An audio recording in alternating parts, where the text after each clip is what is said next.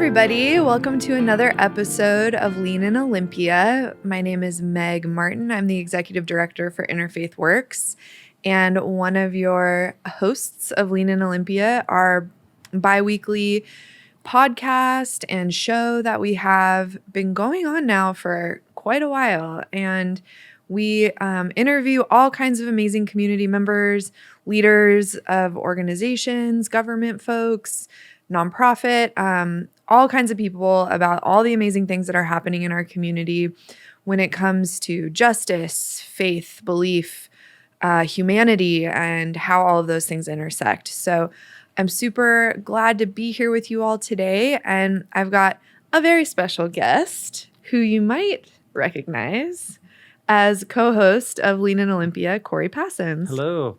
Hi. Do you usually sit there or here? I can't remember. I always sit here. Okay, Where do you good. usually sit? This is where I sit. Really? Oh, it worked out. It worked oh my out, gosh. yeah. Look at that. Good to be here. Yeah. So Corey is, of course, my co-host, colleague, friend, mentor in many ways, and somebody who I was really just thinking about kind of as we're heading into fall and some of our fall programming and what a lot of those themes are that are centered around.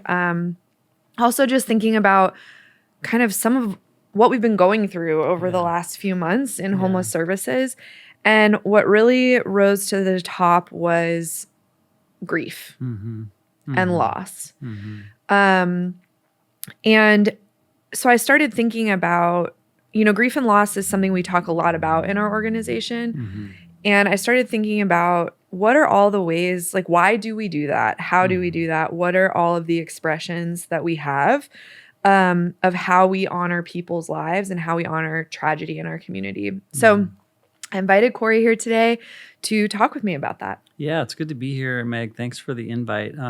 When I came to Interfaith Works in 2016, I was aware that I became aware, or when I came to Olympia in 2016 and started getting familiar with Interfaith Works, I started to see that there was this like built-in culture of recognition for people when they passed, looking at the moments of blessing, and we'll talk about that too. And then recently, I've just been seeing how big of a need it is coming out of COVID, and also I'm here today too to also give you a chance to kind of work with you as a host towards you, so you can share some of the unique ways that we honor people's lives who've passed, who are guests and community members and family with Interfaith Works in the shelter.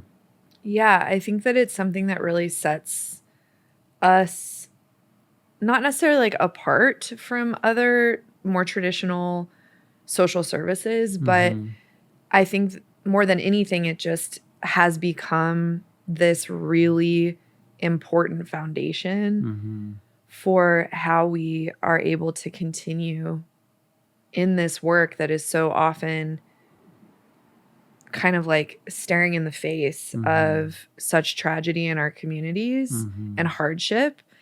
And having a lot of diverse different grief practices, I think, has allowed us to really have a healthy as possible relationship with the suffering that we are like bearing witness to every day.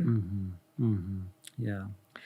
And I'm grateful that we, like being in leadership positions in our organization, are able to kind of move some of these ideas forward. And so I wanted to start, you mentioned the moment of blessing. Let's talk about that a little bit.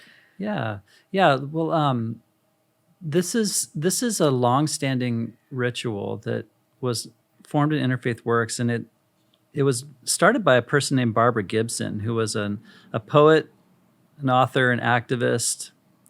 And there was a pretty grisly murder here in Olympia in 2005 at the rail tunnel leading over by the end that exits out by Capitol Lake there. And Barbara recognized she was a very spiritual, intuitive person. And she was also a very social justice oriented person. She recognized that there was a need for processing of this event in our community, and really developed this thing called a moment of blessing, where people gather at the site of a homicide or a violent death and she created this ritual where we do really open prayers and affirmations of life, and we recognize and honor the person who passed. And one of the phrases that comes up in the moments of blessing is reclaiming a place of violence as a place of peace. Yeah. And so what I see in that is that it's a choice by a community of how this place can be remembered or encountered. And community can come to this place where there's been this act of violence or homicide. And together in community, they can bring about a sense of healing and health and wellness to that place that was experiencing such negative energy before. So it's pretty powerful. When we do these, we never quite know what's going to happen. Yeah. And it's one of my favorite parts about it. Yeah. Is that there's sort of this element of like, who will anyone show up, or how will it come together, or Yeah. And the last one we did, we make all the efforts we can to contact the family of the person who's being honored. And it's not always possible to make what you might think is a complete invitation toward the family. Yeah. But at the last one we did, family came, and even in the midst of their own family dynamics, which were complex, they had a space to stand, together, that is in a circle, and to be a part of this like memorial where they weren't having to organize it. They could just be there and participate in it. And it was also about community, and it was about location. The neighborhood was really important. Yeah. In that one. Yeah. Yeah. So this is, and I officiated Barbara Gibson's funeral. Yeah. And, that was a very poignant funeral. And whenever I do the moments of blessing, I always think about her. I feel her energy. I feel her sense of love, for what she created in that ritual. And she created it with her, surviving spouse, Carol McKinley. And I just really honor them. And I think I really feel like I stand in their footsteps as I do that and remember her life. So I just want to recognize Barbara. Yeah. And such a beautiful legacy for her to leave, which is such an important theme that comes up with people who are nearing end of life in the homeless community as well, as this idea of wanting to leave a legacy. And so I just, I've said this 1,000 times, but I just think that the Interfaith Network is so full of like depth and breadth of care for the community. And we're entering our 50th year as an organization in 2024, and just like thinking about all that like energetic love and support and connection that has been fostered by so many people long before you and I were here. It's just it's a beautiful thing. And I'm seeing some of our notes here too. Speaking about legacy, the sheltering program is also a progression of care, and it's a legacy of care and a development of that care through shelters in various church communities to becoming more organized and constructed. But you have a note here about a shelter guest that died. Was this the first person that died when you were working with the shelters? It was between the spaces, or had it already gone to First Christian? So already at First Christian. So for about 24 years or so, like you were saying, there was the volunteer-based sheltering that went from faith community to faith community. Some of you watching were probably volunteers there, slept on mats on the floor, opened up your sanctuaries, music rooms, and welcomed folks in. And so when I first came to Interfaith Works, that was my first role here, was coordinating the women's emergency shelter for one season. And then and it was rotating. And then the next season we were able to get it with the help of First Christian and Pastor Amy. We were able to secure the upstairs music room for the set location for the whole winter. But then we had 2-week volunteer periods where the faith community folks would bring their volunteers to First Christian and stay the night with the women. And all of that. And then the following year, November 2014, we opened in the basement of First Christian Church, and that was where we had the year-round shelter at that point. So the women's emergency was always November through April. So Ariel was actually somebody who stayed at the women's emergency shelter, and she was always the youngest person there. And she did come with us when we opened in the basement of First Christian. She was one of our original folks. And in early 2015, she passed away. So we were lucky enough to get the first few months, hardest parts of winter under our belt before we had to deal with that. But the week leading up to when she died, she had a lot of seizures, and she had a lot of, I would say very challenging behaviors. She's a beautiful person, loved karaoke, always had this dream of being an actress and living in Los Angeles and driving, she would draw pictures of herself driving like a red convertible and stuff through the hills of Los Angeles. That's great. And she was having this series of seizures, but because she kind of had such explosive anger and outbursts,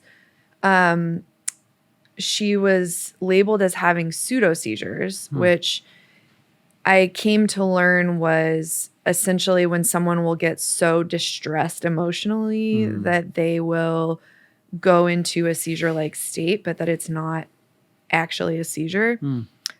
But as we learned later, she was actually having seizures, and it was progressing. And then she had such a significant seizure in her bed space. She had been asleep and woke up, and then she died from it. And it was really traumatic, like very traumatic. Like they revived her enough to get her out of the shelter, and she technically passed away on life support at the hospital. But it was really hard. And she was our youngest guest. I think when she died, she was 24.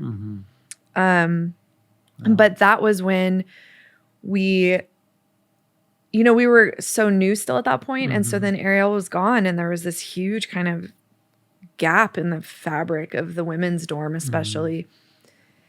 And it was like, okay, so now we're just going to fill her bed with somebody else. It just felt really hard. And so that's when we started a tradition that we still do today, where you've seen it. After somebody passes away, we make their bed really beautiful, and we clean their bed space, and we make their bed very, pretty, and usually as close to like parts of their personality traits that we can. Like if they liked really bright colors, we'll try to choose really bright linens or things like that.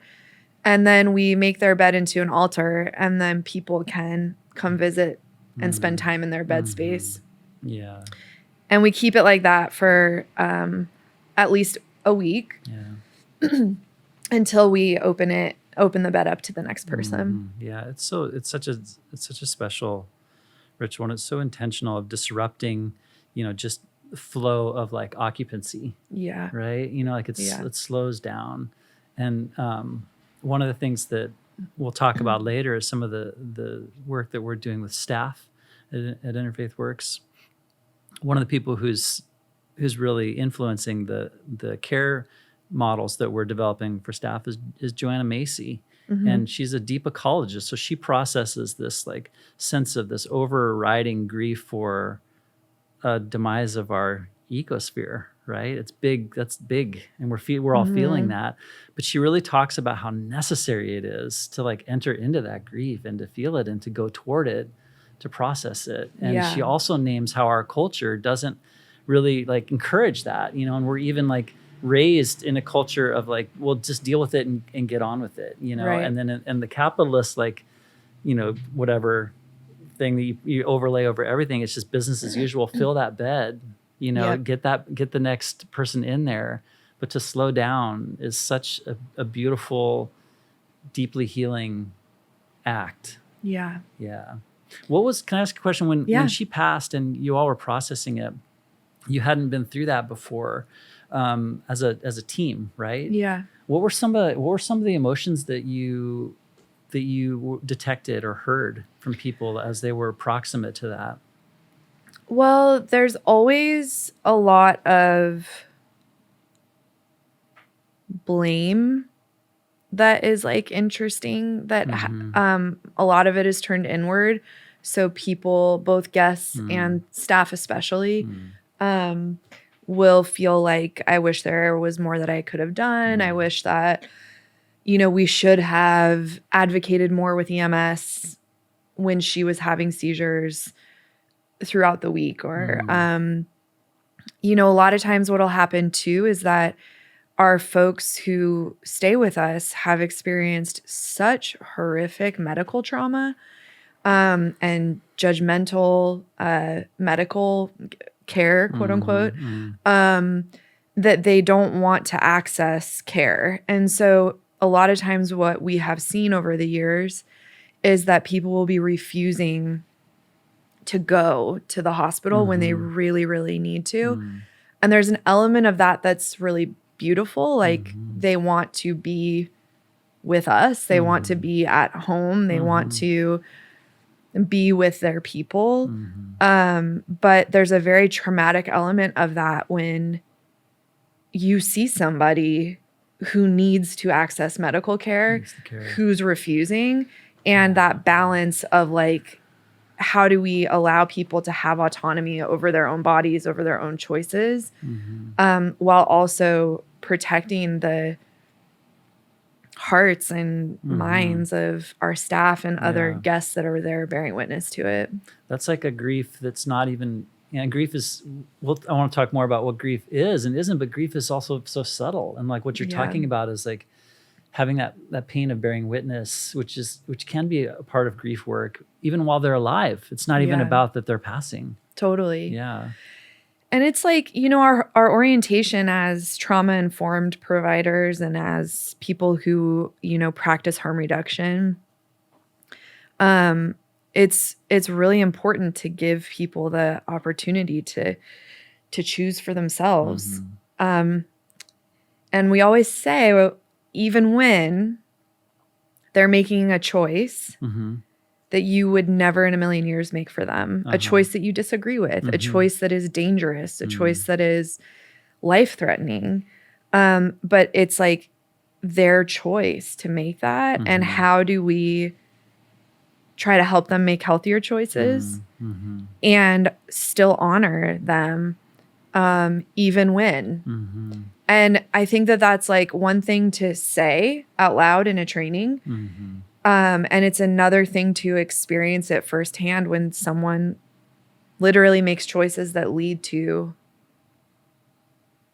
a death. Yeah. That's in many ways preventable. Yeah. And back then with Ariel, I mean, that was the first death. There were how many people were in the shelter at that point in time?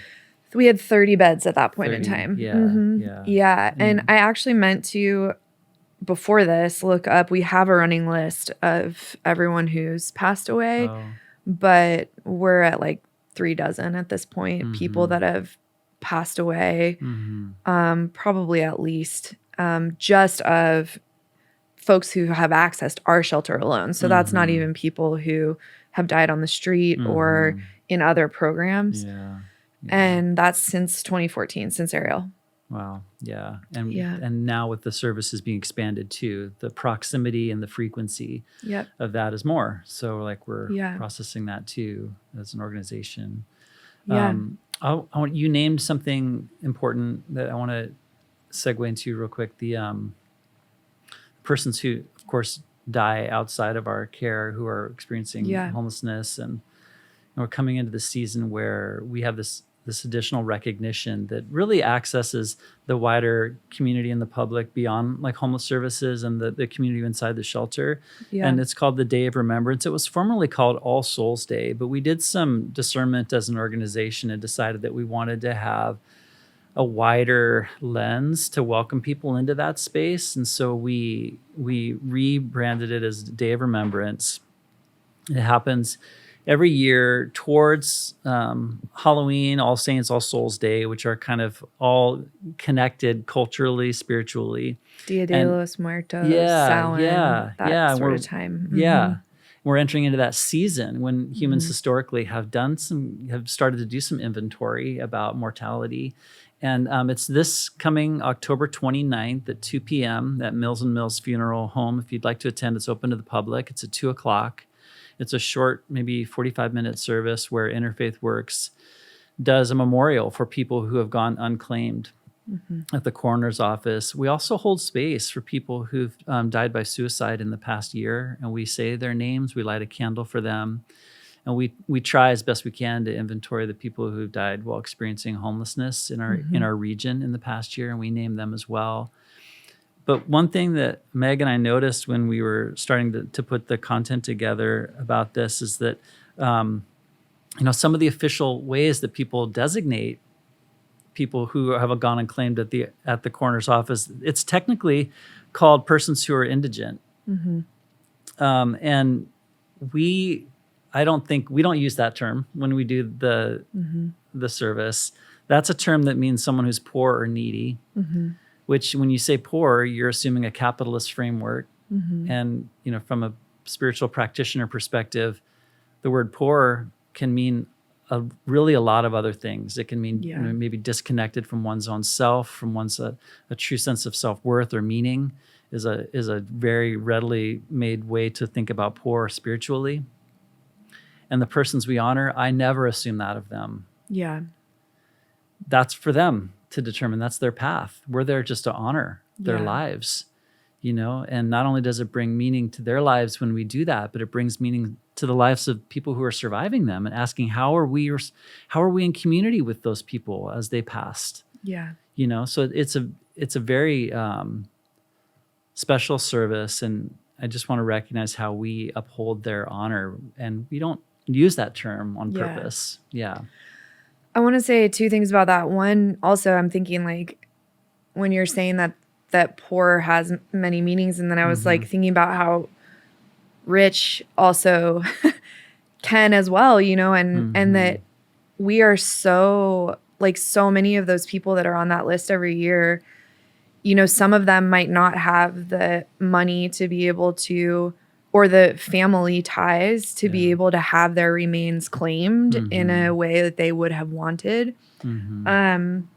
But they are so rich in chosen family, rich in story and life experience. And so to me, another major theme that is why grief and loss support in our organization is so important is to bring visibility to people's lives. And I know we're going to talk about that more as we keep going, but I think about the term transient is one that happens a lot with folks who are experiencing homelessness. Actually, before I say that, I do want to shout out really quick with the Day of Remembrance that the coroner's office and Coroner Gary Warnock have been absolutely amazing partners. And I just want to shout out, hi, everyone at the coroner's office.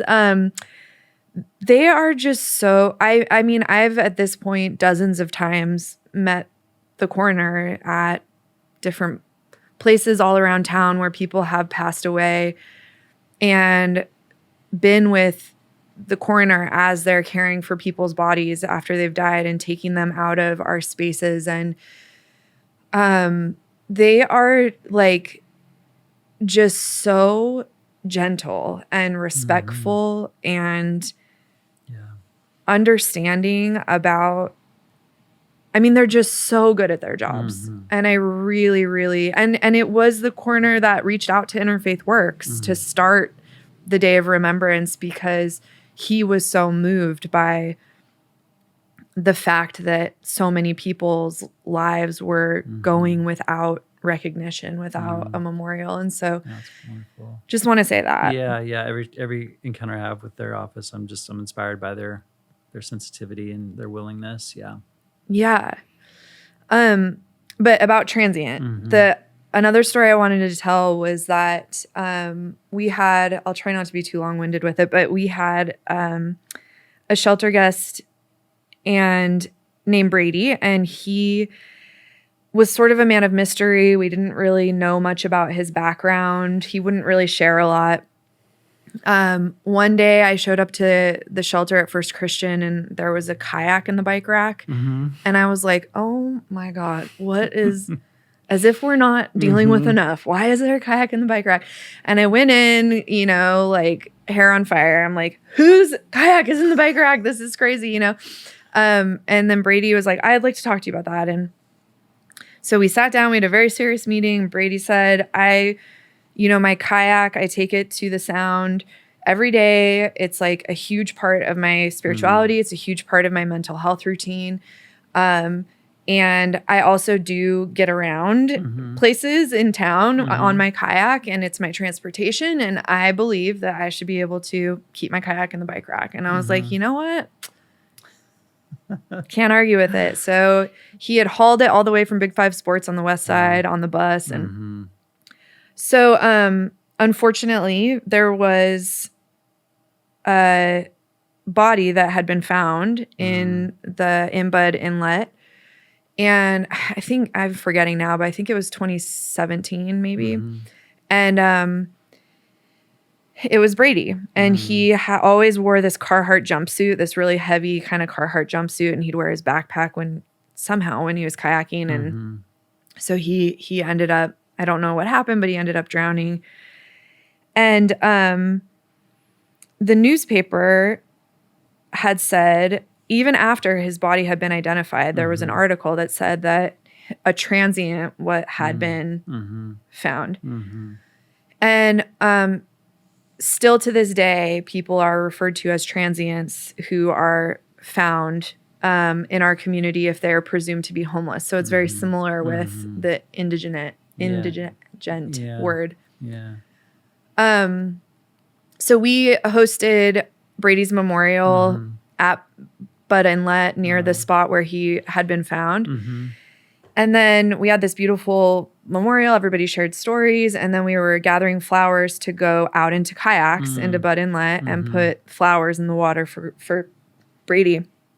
And as we're kind of parading down to the water on East Bay Road, someone drives by and stops the car. And they're like, hey, what are you guys doing? And I was like, okay, bold question. But I said, oh, well, we're having a memorial. I said what was going on.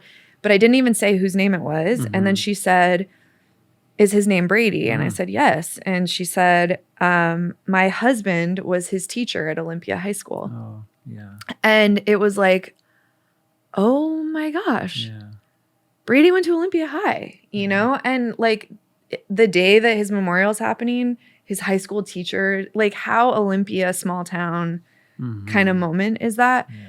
And yet he's a transient. Yeah, right. But not having, and it's just someone not knowing his story. Yeah. Yeah, and so that's what they have to put something Yeah. somewhere for it, but it's that community that like names the story and like claims the story and like celebrates it. And that's a huge part of remembrance and healing and grief. Yeah. Yeah, it's big. You mentioned, could you talk about the portraits in Unity Commons? Because that's on here, and it's really, a lot of people haven't been inside Unity Commons, and they might not know that. You talked about the making the bed space, and that's, for a week people are there and they're remembering the person, and in the dorms that they're called in Unity Commons, which are different, groupings of bed spaces. There are tight-knit communities inside those dorms, in those bed spaces. They've really become part of that community in those dorms. But there's also common spaces too, and there's places where people pass and they're always moving in and out. And the hallways are a place where there are portraits that have started to become shown in these spaces. Do you know how many there are up there right now? So maybe like 7 or 8. Yeah. And so this is in the first floor, the shelter space of Unity Commons. Although we have had, I'm just about to get a portrait back of one of the tenants of the apartments who used to be a shelter guest who passed away. And so I think we should continue the tradition on the residential side as well. But the shelter space has some folks who passed away before we moved there, who we were really trying to work on building apartments for those folks. And they passed away before they were done. But we put out a call out to the community while Unity Commons was being built, and a call out for artists to help with a memorial art piece. And at first we kind of thought it would be like an interactive sculpture or something like that we could use during memorials. But we got a reply from this amazing artist in Seattle, Nico Inzarella.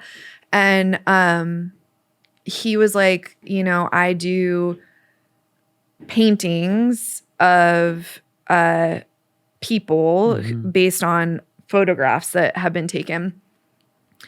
And so he did 5 for us to start, and they're incredible. They're so beautiful and amazing and colorful. And he somehow, even though he doesn't know everybody, I'll give him a little here's a little snippet about this person. And then he'll take whatever photo we have. And sometimes it's been really low grade, grainy, whatever. Flip phones, Facebook, selfies, because a lot of people there's not documentation of their lives like there are for many people who've had stable housing their whole life.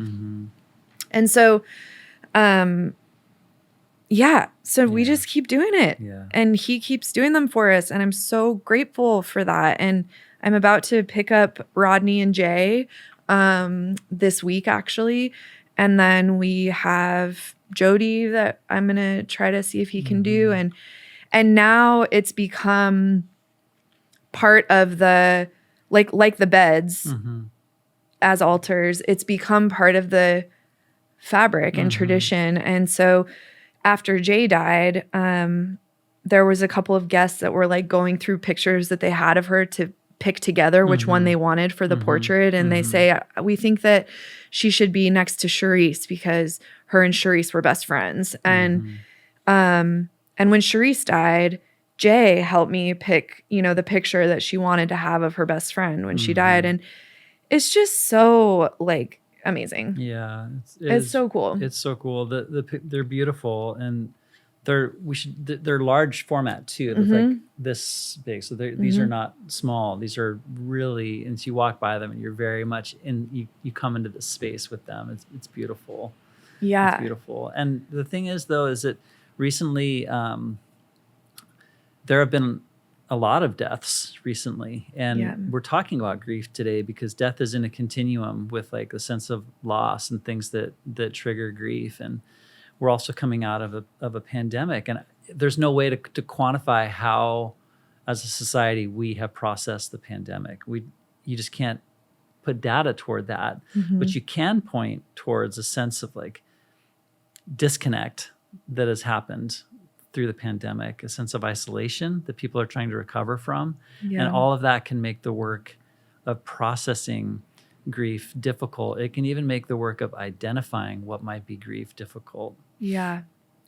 We talk about accumulated grief, and we're starting to think about some ways as an organization we can recognize that. And what that is over time, just small little teaspoons of holding and grief that just get put into your container over time, and they add up. And the people who are doing the work in the shelters, all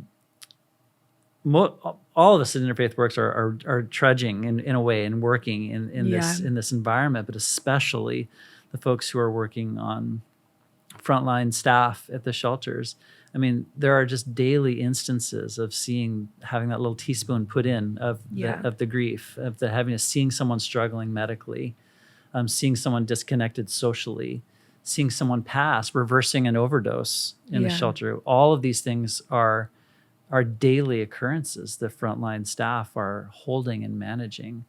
So we've begun to recognize that we need to identify that there might not be like a specific like breakdown moment for someone, but that they still are a person who's holding accumulated grief, and we're trying to find out ways to process that and recognize that as an organization. There's so many ways that the organization already does, including the Up in Smoke is this kind of blend of like celebration, but also recognition of like what's happened. And this year at the Up in Smoke, which happened at Sergio's over at 3444 Martin Way, there were like two things happening at once.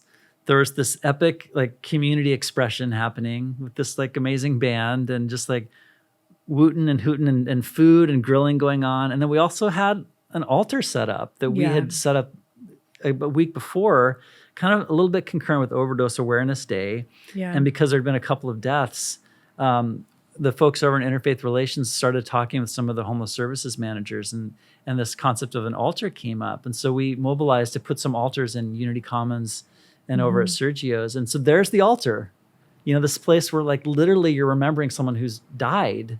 Yeah. And then here's the band, and here's the food, and here are the people. Yeah. And it's all together because it just has to be all together, Totally. And another even element to Up in Smoke specifically is that its whole origin was to be Marvin's legacy plan. And he was given 6 months to live 9 years ago. And he was in a really bad shape, really, really bad medical shape. And luckily through partnership with Housing Authority and Drexel House, he was able to get into housing at Drexel House and has completely gone on a different path that has led to his life being prolonged so many years.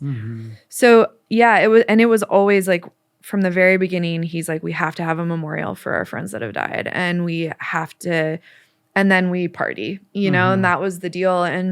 But tell the joke though. The joke is that he's still alive. Yeah. The big joke is he never died. He never died. Yeah, and I just love that because like and the thing is, I don't know him. I just met him this year. What a beautiful legacy, because when we all are going to pass, and the day when Marvin goes on to his power, there will be laughter in love and remembrance of him. Totally. When my grandma at one Thanksgiving, when she was getting older, she fell into the bathtub, and she grabbed the shower curtain and it wrapped around her, and she fell down the bathtub. And I just installed this door, which I heard her fall. I had to break through the door with my shoulder because I knew that my grandma had fallen in the bathtub. So I break this door that I just installed.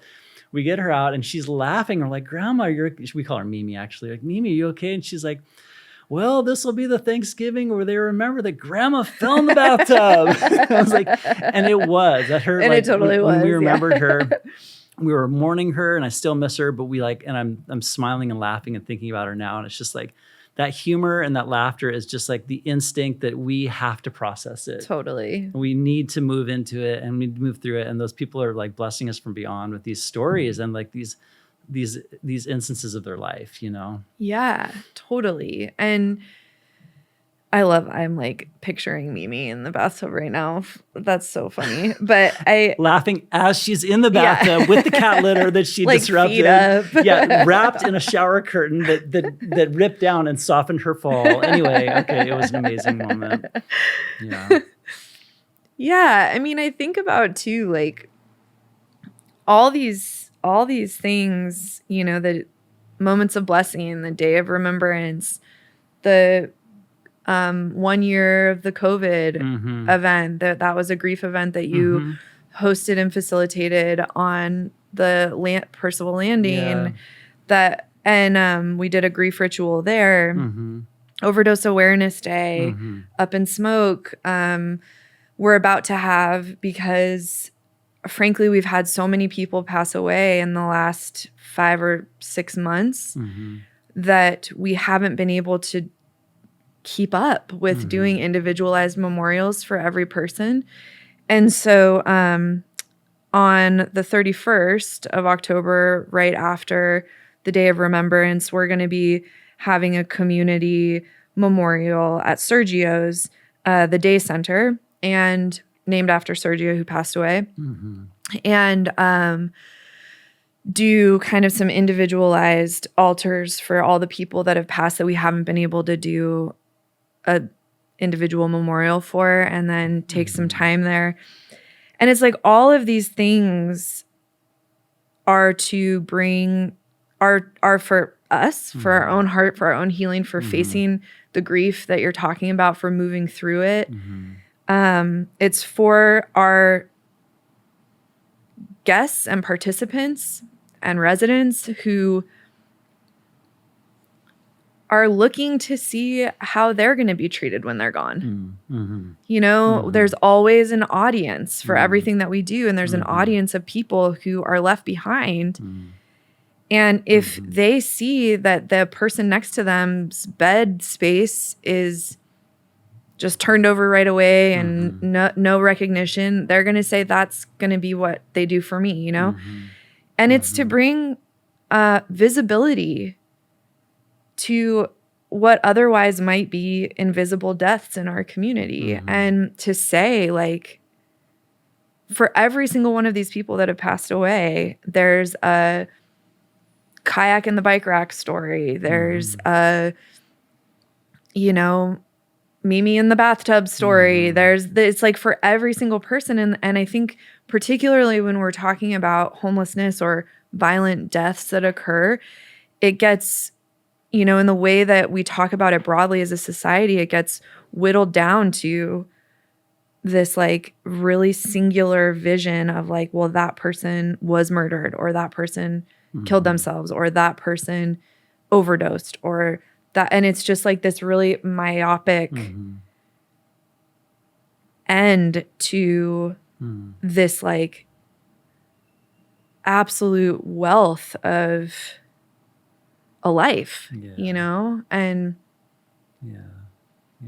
yeah, I don't know. Well, I feel really grateful. You know, you've been with the organization, Meg, a long time now, and you're so good at naming the people who've come before you and honoring them. You know, and I just want to recognize the way that you continue that commitment to valuing and honoring, you know, the life of the people in the shelter who are guests and of residents too, like the way that, you know, you and the organization is making commitments toward them and the work that they do.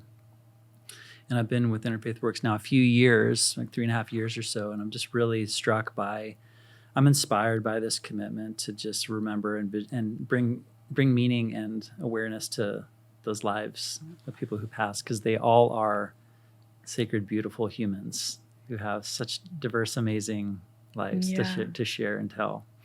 Yeah. I was just recently at a family kind of annual grief ritual, honestly, that we do for my cousin Brock, who passed away 3 years ago from an overdose. And my cousin Mikey this year, he read a thing. I'm going to probably butcher the quote and I forget who it was by, so sorry about that. But it was about how like a person experiences two deaths. The first when their body dies, and the second when no one says their name again. And so I just like think about, and so we gather every year as a family to do a really beautiful ritual at his gravesite, and it's just like the importance of carrying those stories and moving them forward, and it's like that history, that remembrance, that visibility. Because until we see the value, the full value of people's lives in our community who have been called indigent, who've been called transient, who've been called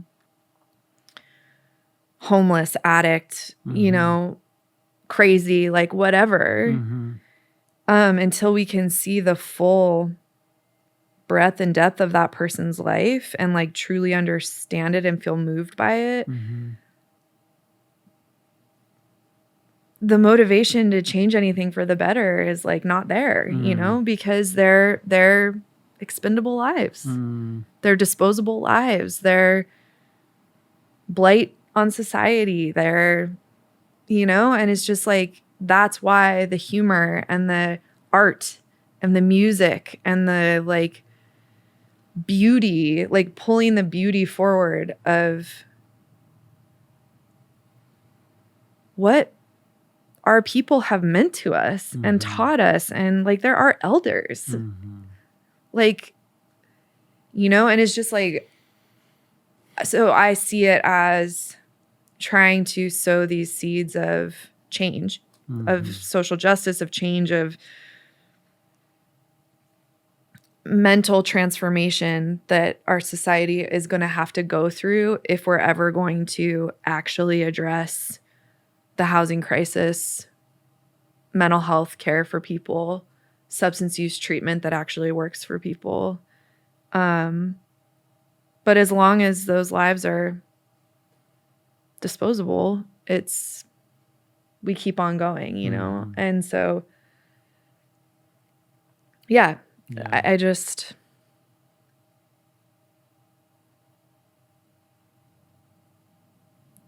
often talk about the shelter and all the programs that we have and that we've been a part of as, leaning into a part of the world that most people want to turn away from and want to not see and want to go away.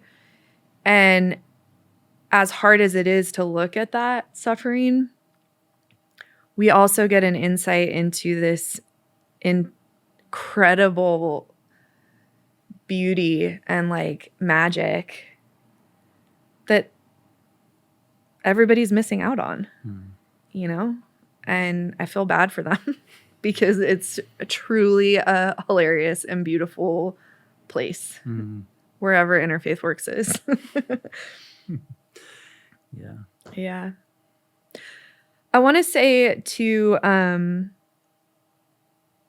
while a lot of like all this stuff is for our staff and for our residents, we do have a new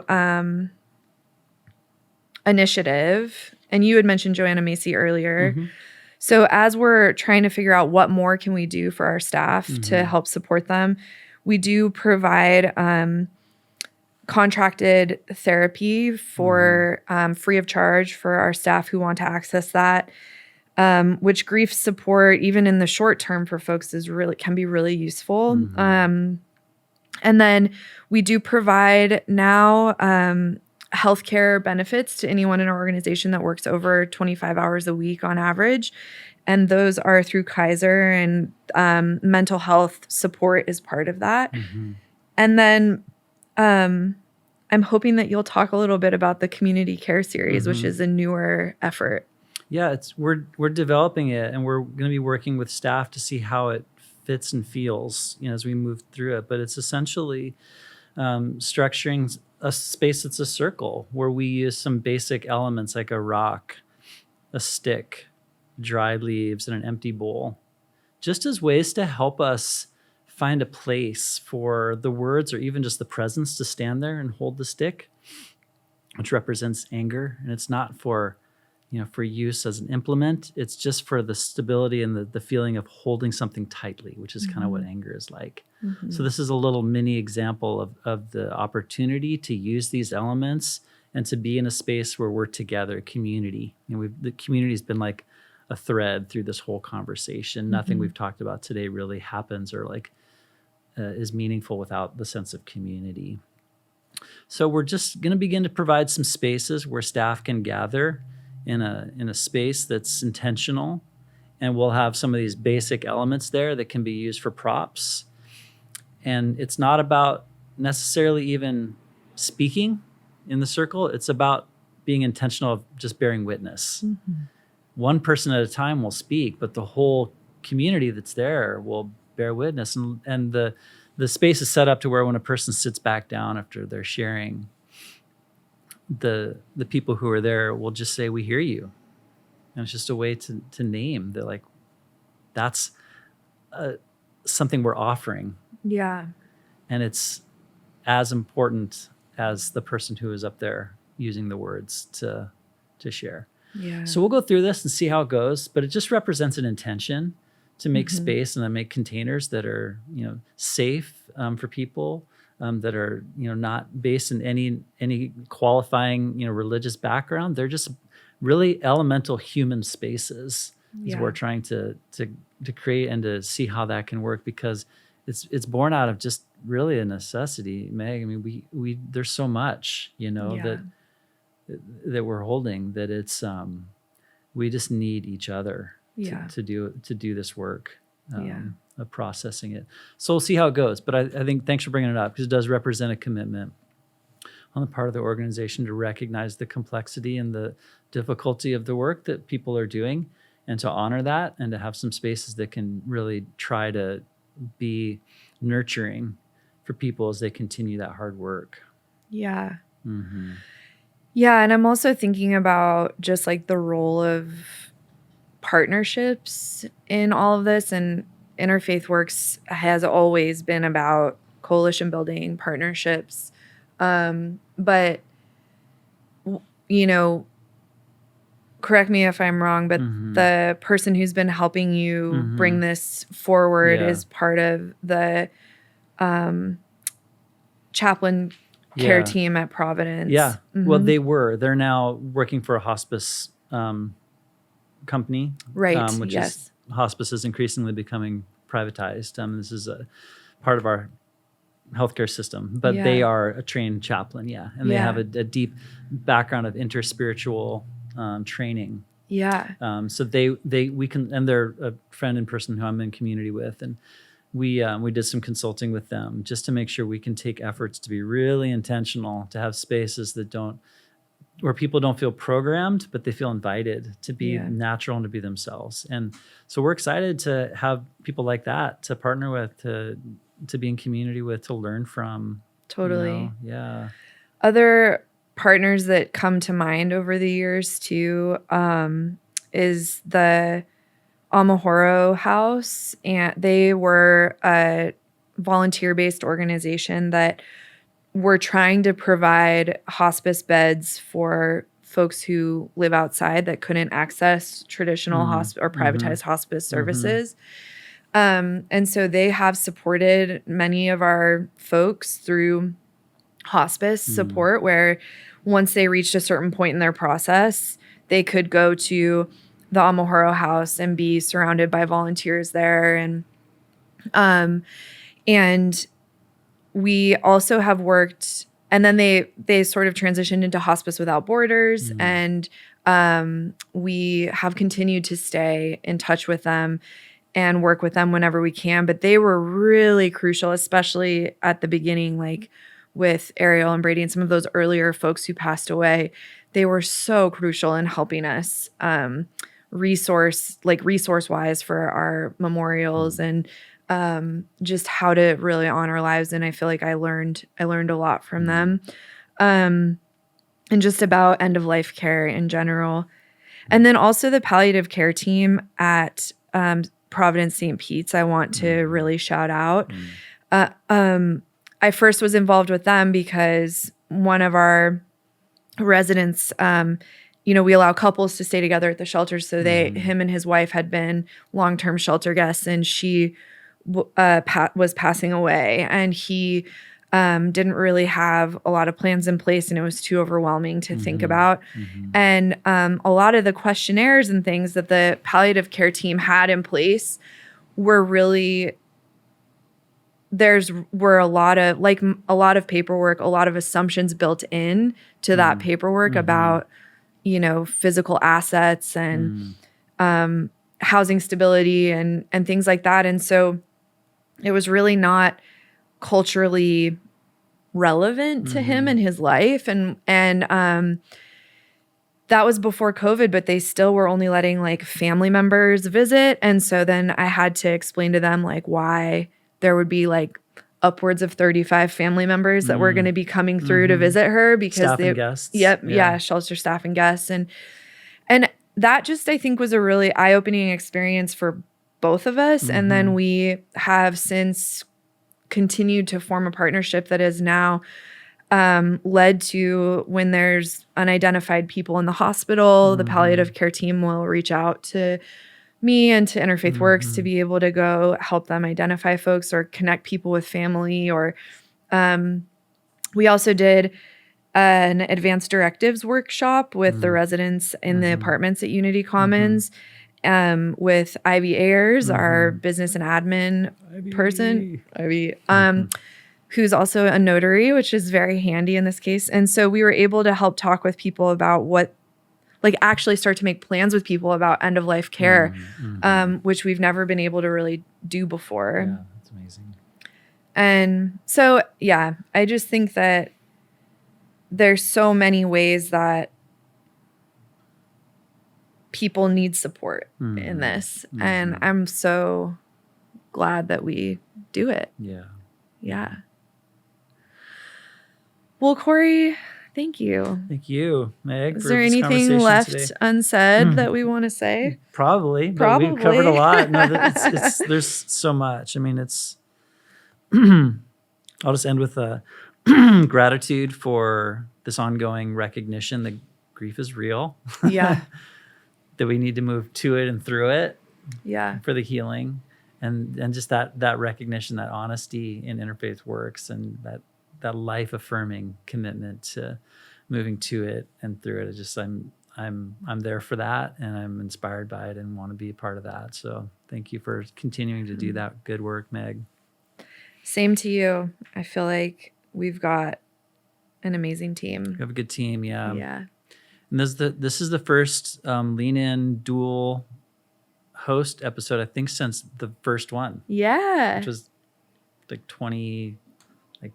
June, July, like maybe August of 2020 or something like that. Yeah. So it's been a while. Yeah. Yeah. I know, it's really nice. I was like, it's so easy to talk to Corey. It's like almost like we do it every day. It's almost like we do it every day. Yeah. So here's an episode we did. So thanks for having me as a host guest. Yeah. Loved it. Okay, everybody. Thanks for joining us. As always, tune in, like us on YouTube. Interfaith Works Thurston County is our YouTube channel. We're on Facebook and Spotify also for when you're cleaning the house, driving around, doing whatever it is you're doing and listening to podcasts. Shout out to Porcupine Media, always, always. And we will see you next time.